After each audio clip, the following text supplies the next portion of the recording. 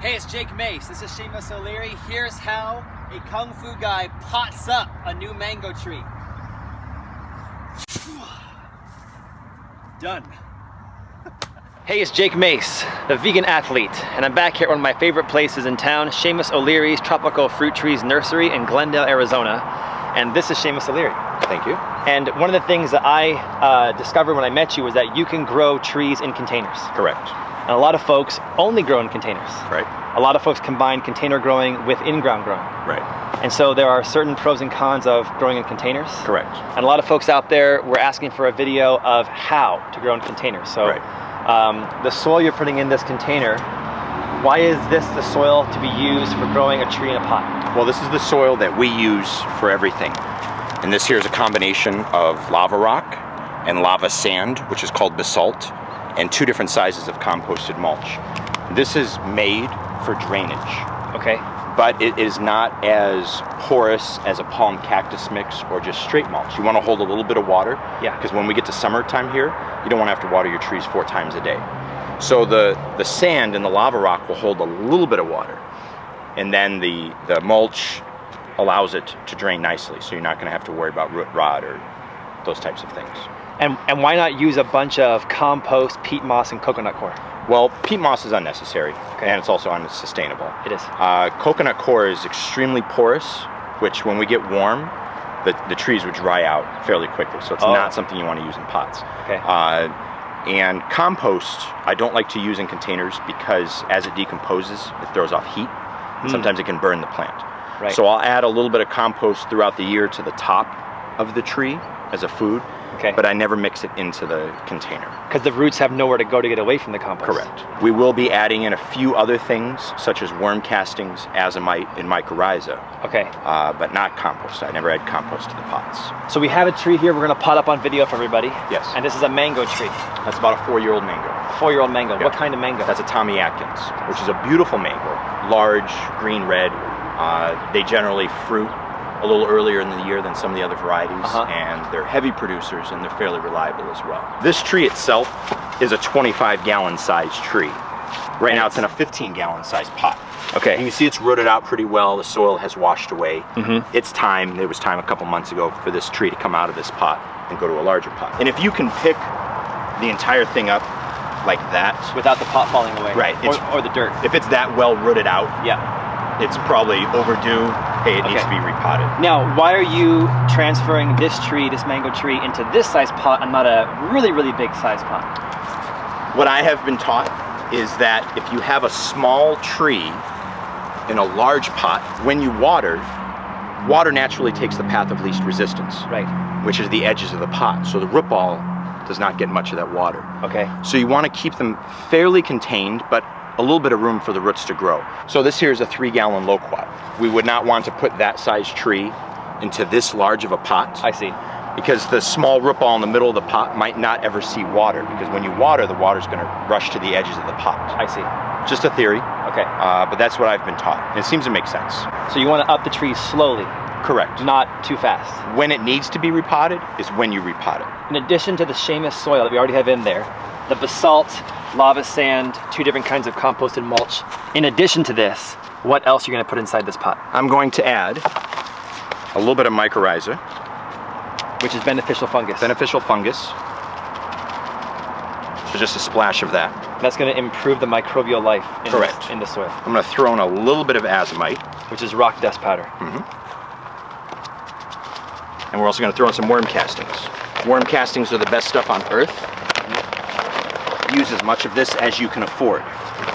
It's basically worm poop.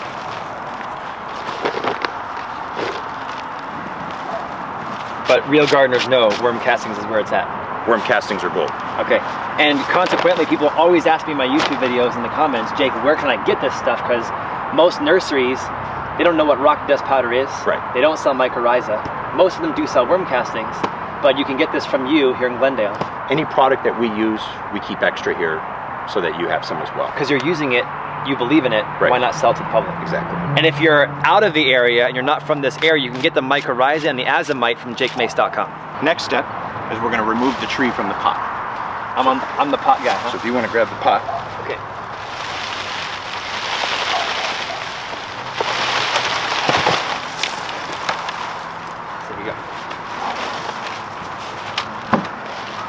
And so I guess this would be a good visual for the audience.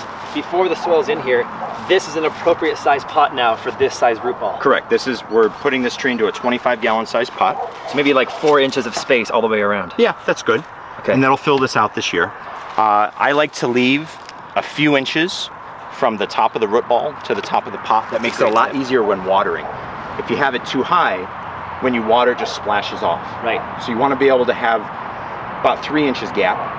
So when you water it, you let it fill and work down slowly. So if you want to hold that, I got it. And you're planning on getting this Tommy Atkins mango to fruit in this pot. Well, this one is already fruited. So you find that you can get fruit, growth, health, even in the container. Oh yeah. Now there's pros and cons to container growing. What are some of the pros? The pros are that if we have a really nasty winter, you can move the trees inside or to a garage or somewhere where it's protected. Right. You never have to worry about cold. Okay. You can also contain the size. Okay. So you don't have to, if you don't have a lot of space. Or maybe to a shadier spot when it's 120 degrees outside. You don't need to worry about microclimate because you're going to move it around the yard when needed. And if you're keeping your trees contained in size, you can have more varieties in your yard. Right. So instead of having one mango tree, maybe you can have 10 in containers, have 10 different varieties of mangoes. That's as examples. Yeah. What are some of the cons? The cons would be you need to be more diligent about sticking to a feeding schedule. Okay. When a tree is in a pot, it's relying on you for food and water. Okay. It cannot access food in the soil. So you got to be organized. You have to be organized. You have to probably write it down, stick to a schedule. Yeah. They're waiting on you for food. Right. So you really need to be dialed in with, hey, I'm feeding them once a month with this or what have you. It's maybe good for a doctor who's used to a schedule and very dependable. Engineers. OCD, all of that. Okay. So, and then we're going to add a little bit more of the worm castings. On top. Correct. Okay. This here is a $200 to $300 tree, so I'm not going to worry about adding $10 worth of amendments, Right. Appropriate. I'm not going to add $10 worth of worm castings to a $5 flower. Right. But if it's $200 to $300 fruit tree, throw all the good stuff in there. That's where you want to put your money. Absolutely. And then we'll water this in, and then we're going to leave it alone. This time of year, we're watering about once a week because it's winter time. It's like January 22nd or something. Yeah.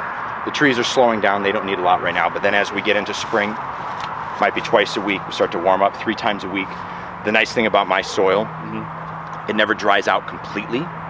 So even in the middle of the summer, I can get away with watering once or twice a week, depending on the size of the tree and how much soil is around the root ball.